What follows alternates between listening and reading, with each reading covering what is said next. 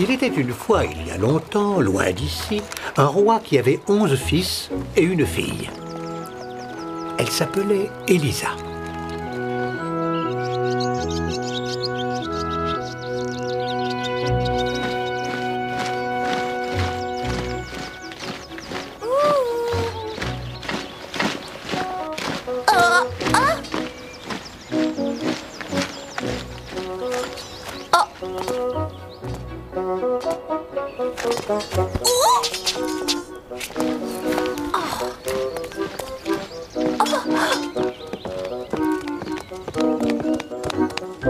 Les petits princes écrivaient avec des crayons en diamant sur des ardoises en or. Et ils étudiaient tellement que tout le monde était impressionné.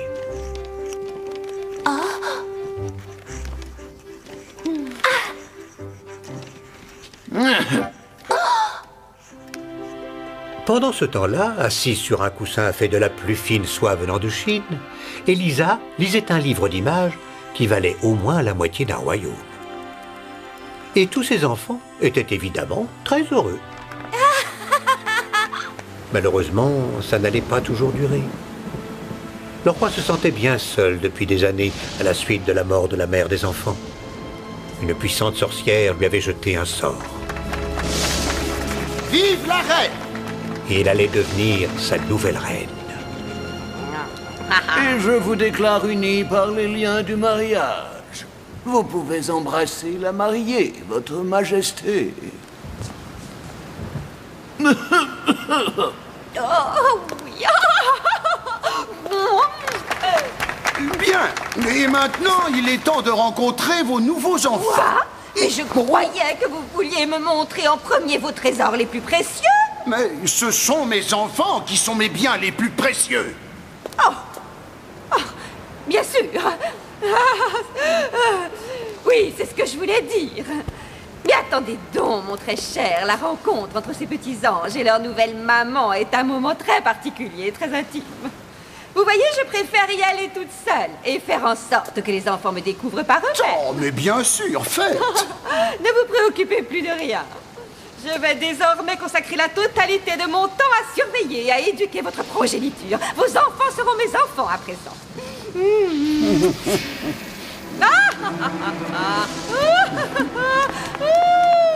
Oh, oh. Vous ne trouvez pas qu'elle est exceptionnelle? Oui. Laissez-moi voir. Allez, je veux voir à quoi ressemble notre nouvelle maman. Et je suis sûre que c'est la plus douce et la plus gentille de toutes les mamans et qu'elle nous aimera tous très fort. Et tout comme notre chère maman qui est au paradis. À ta place, je ne parierai pas là-dessus, ma petite.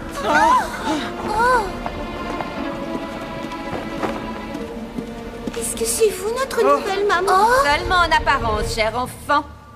Eh bien, regardez-moi ça. Alors, c'est donc à ça que ressemble une douzaine d'enfants? Voici donc les précieux petits chéris du roi. Est-ce que Père vous a chargé de nous accompagner à la fête? Ne soyez pas ridicules, voyons. Je ne veux pas vous voir courir comme des fous et m'importuner devant tous mes invités. Mais il y aura plein de gâteaux et aussi plein de fruits. Maman, elle nous laissait toujours goûter aux gâteaux les plus délicieux. Des gâteaux? Mais je vais vous en donner. Et voilà une part de gâteau. Mais c'est pas un gâteau, c'est du sable. Mon cher petit, vous aviez envie de jouer à faire semblant. Eh bien, faites semblant que ce gâteau est déjà dans votre ventre. Quand je vais voir papa, eh bien, j'y raconterai combien vous êtes méchante et ce que vous avez fait. Et là, vous lui demanderez pardon. Vous me paraissez bien insolente pour une jeune fille, mais je vous excuse, c'est notre première rencontre. La seule chose que j'espère est que votre pauvre père ne découvre jamais que sa seule et unique petite fille a un caractère aussi désagréable et se comporte aussi mesquinement. Non. Mais peu importe. Je vous ferai la grâce de ne rien dire si vous ne racontez rien à votre père. Je crois que la fête commence. À demain, mes poussins.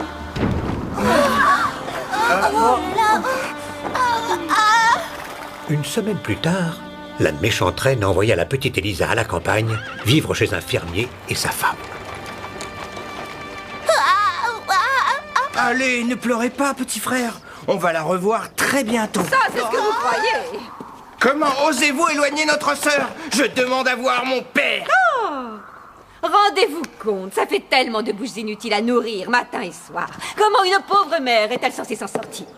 Eh bien, je crois qu'il est temps que vous arrêtiez d'être un tel gouffre financier pour votre cher et tendre papa. Son argent est à présent mon argent. Toute sa fortune est mienne. Allez-vous-en, loin d'ici!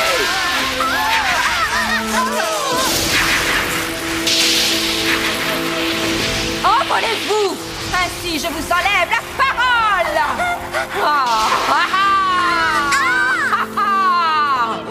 Oust! Voilà, c'est bien.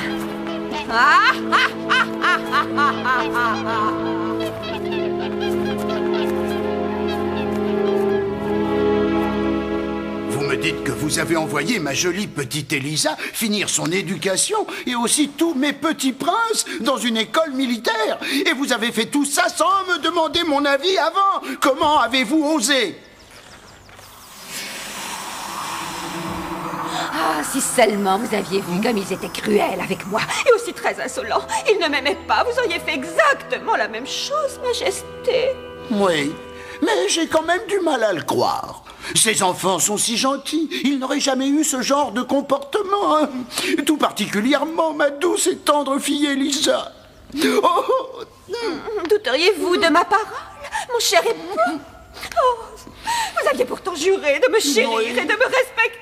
Ne pleurez pas, je vous en prie. Veuillez me pardonner, je suis persuadé que vous avez eu raison. Tout ce que vous faites est merveilleux. Oh, mais faites attention de ne jamais l'oublier, chérie.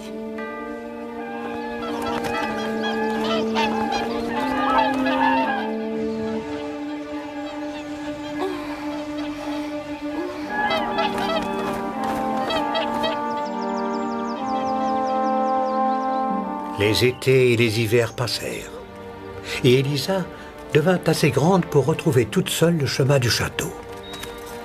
Halt! Arrêtez! Qui va là? Mais c'est moi, la princesse Elisa.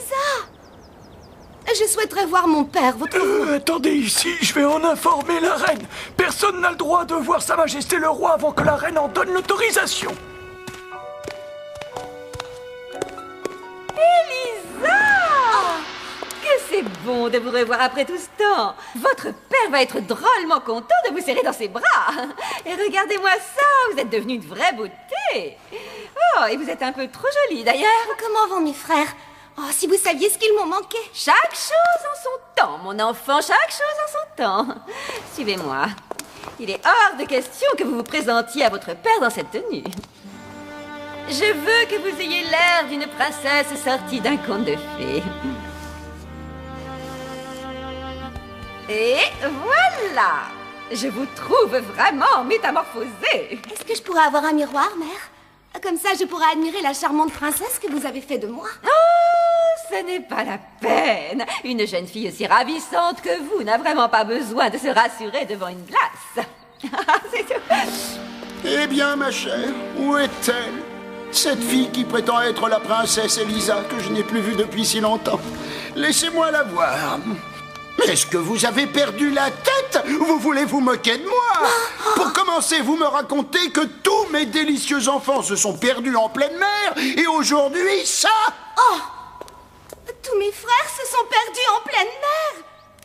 Écoutez-moi, jeune fille, il est temps que cesse cette mascarade. Sortez immédiatement de mon royaume. Partez avant que je ne vous fasse trancher la tête pour avoir usurpé l'identité de la princesse Elisa, ma petite fille. Et pour avoir essayé de briser le cœur de son pauvre père désespéré.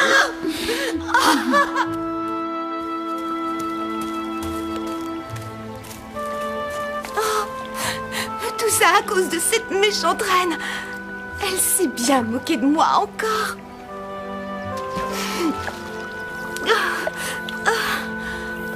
De toute façon, à quoi ça sert?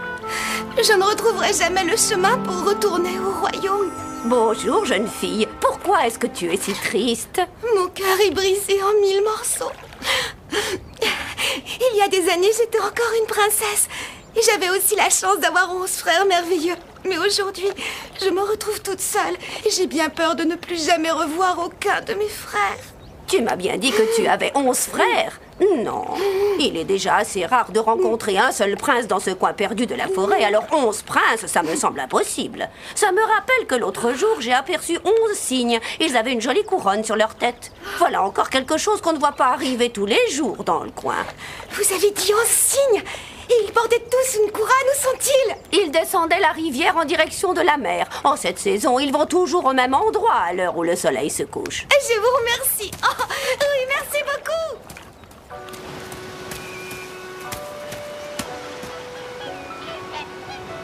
Oh, serait-ce possible?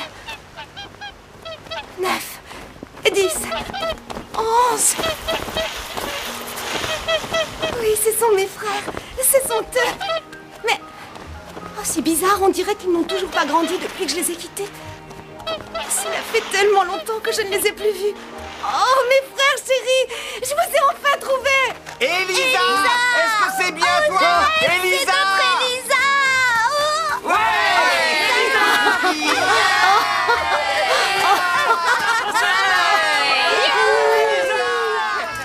Eh bien voilà, maintenant tu sais tout. Chaque nuit, nous reprenons forme humaine. Mais dès le lever du soleil, le sortilège fait que nous redevenons des cygnes. Si seulement on pouvait trouver un moyen de rompre le sortilège que vous a lancé il y a des années cette horrible reine. Il nous reste très peu de temps. On doit absolument retourner dans cette contrée lointaine pour y passer le reste de l'année. Oh, comme ce collier est joli. Oh, merci beaucoup, petit frère. Chaque année, nous revenons à cet endroit et nous y restons 11 jours. Mais le séjour est à présent terminé. Au lever du soleil, nous nous envolerons pour retrouver la terre qui nous accueille chaque hiver. Tu pourrais nous accompagner, Elisa, et tu découvrirais l'autre côté de la Terre. Oui, c'est une bonne idée. Nous te porterons. Vous me porterez? Mais comment? Et si on construisait un filet avec des algues séchées et du jonc de mer, tout comme j'ai fait avec le collier? Oui, c'est ce qu'on va faire. Oui, on est très costaud, tu Tu sais. vas venir avec nous.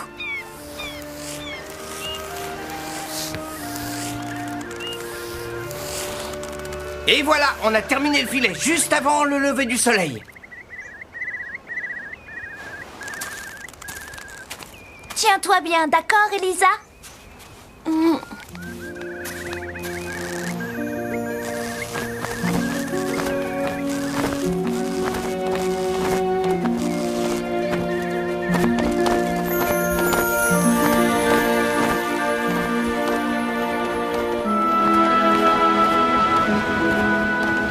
Ils volèrent au-dessus de l'océan pendant une journée entière.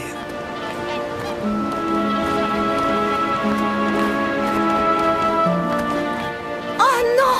Le soleil va bientôt se coucher. On doit se dépêcher de trouver un endroit pour atterrir avant que vous ne redeveniez des princes. Ou sinon, on tombera dans la mer et on se noiera. Regardez! Un rocher! Vite!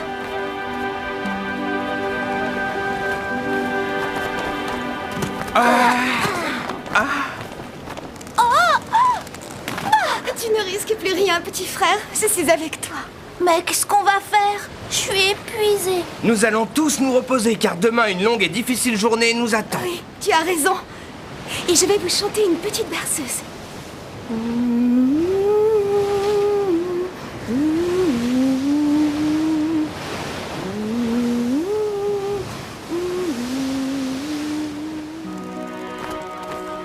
Ils se réveillèrent et repartirent aux premières lueurs de l'aube.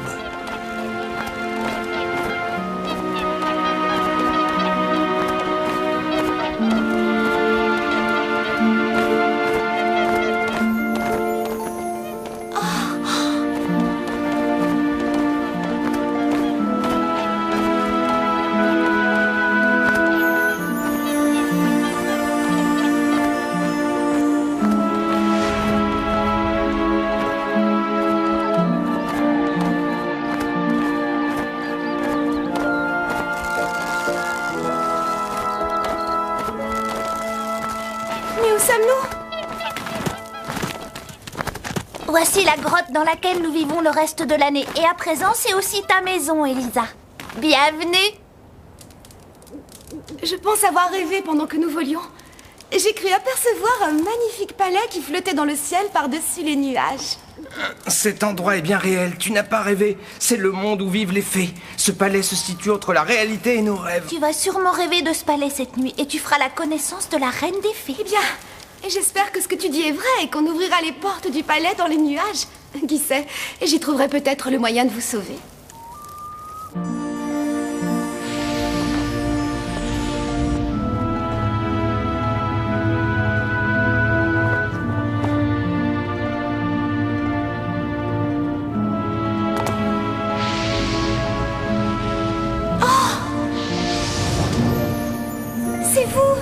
C'est vous la gentille vieille dame qui m'a aidé à trouver mes frères. Oh, je sais prendre différentes apparences, ma chère enfant. Et je connais la raison de ta venue.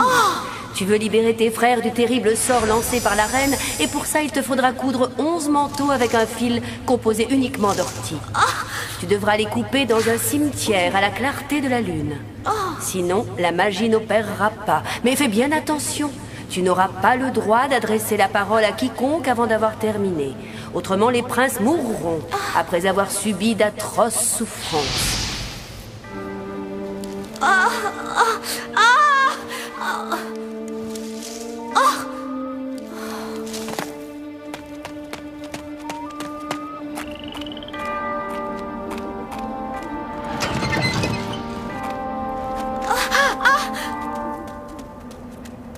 Elle alla arracher les plus terribles orties qui lui firent d'affreuses brûlures sur les mains et sur les bras. Mais elle était bien décidée à sauver ses frères qu'elle adorait.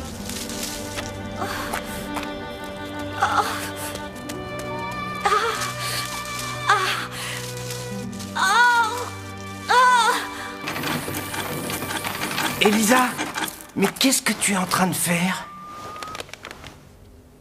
Pourquoi tu ne parles plus? Attendez, moi je crois savoir. Tu as dû voir dans tes rêves le moyen de rompre le sortilège de la reine, n'est-ce pas? Et tu dois rester muette jusqu'à ce que ton ouvrage soit terminé. Regardez, ses pauvres mains sont blessées et elle fait tout ça juste pour nous sauver. Oh, Elisa a beaucoup de courage. L'un des vêtements était presque terminé, quand tout à coup...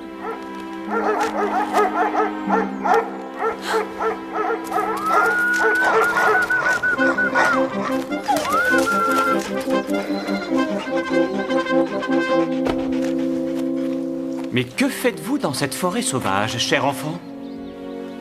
Ce n'est pas un endroit pour une jeune fille. Suivez-moi, je vous emmène dans mon palais où on prendra bien soin de vous et où vous mangerez à votre faim. En voyant l'état de vos mains, je me permets d'insister. Prenez ces affaires.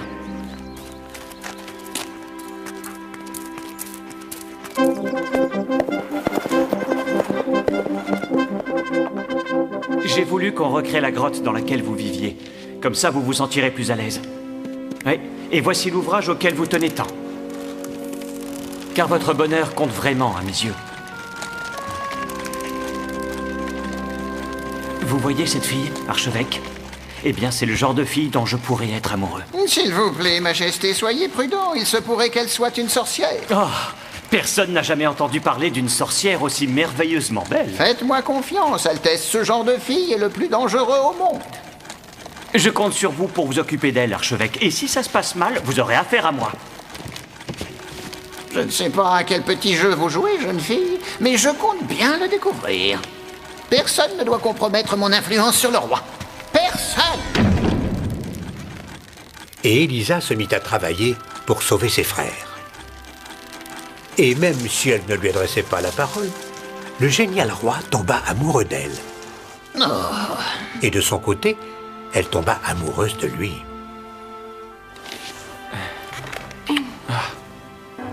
Et bientôt, Elisa et le roi se marièrent.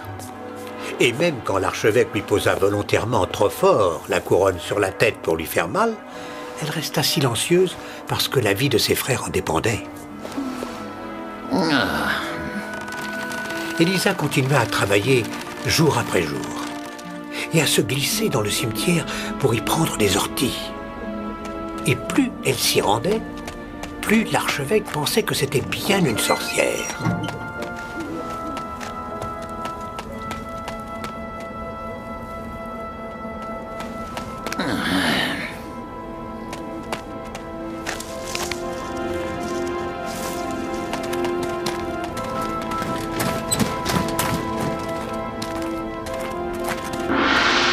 Non.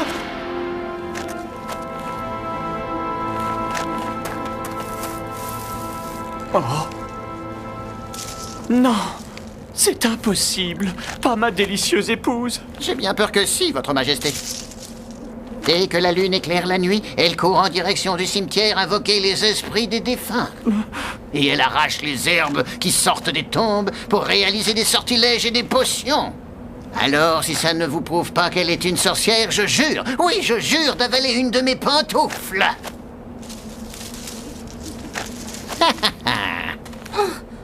Vous allez la laisser tranquille. Parle-moi et dis-leur la vérité. Je t'en prie. Dis-leur que tu n'es pas une sorcière. Allez. Vous connaissez mieux que moi les lois de ce pays, Majesté. À partir de maintenant, cette affaire concerne le Grand Conseil. Je crois que j'en ai assez vu. Faites ce que vous avez à faire. Elisa fut arrêtée alors qu'elle arrivait au terme de son travail. Pour la dernière fois, jeune fille, est-ce que vous continuez à nier les charges qui sont contre vous? Parlez, ou la cour ici présente sera sans pitié. Coupable. Garde, emmenez-la.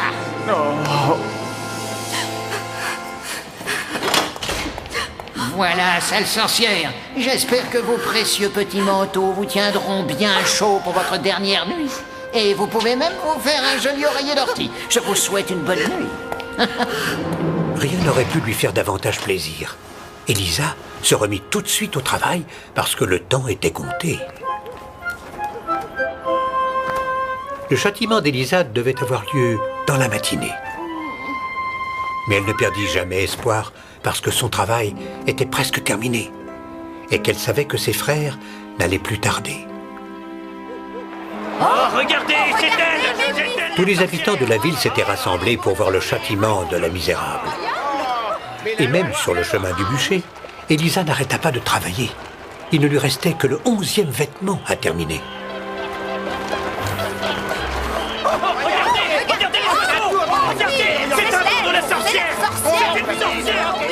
Oh, ma mignonne, viens par ici. Ton heure est venue. Non, vite!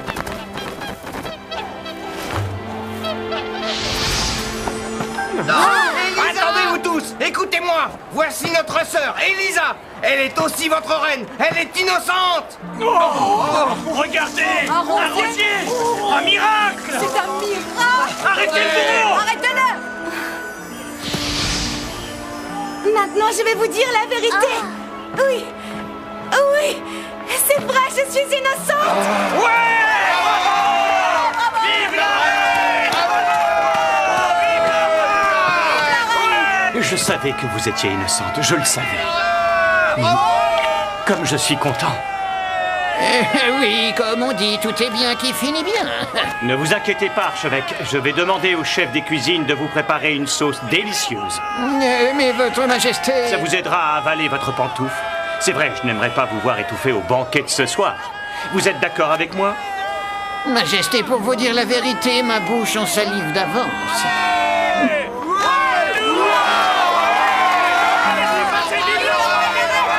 Pardon, petit frère, je suis désolée.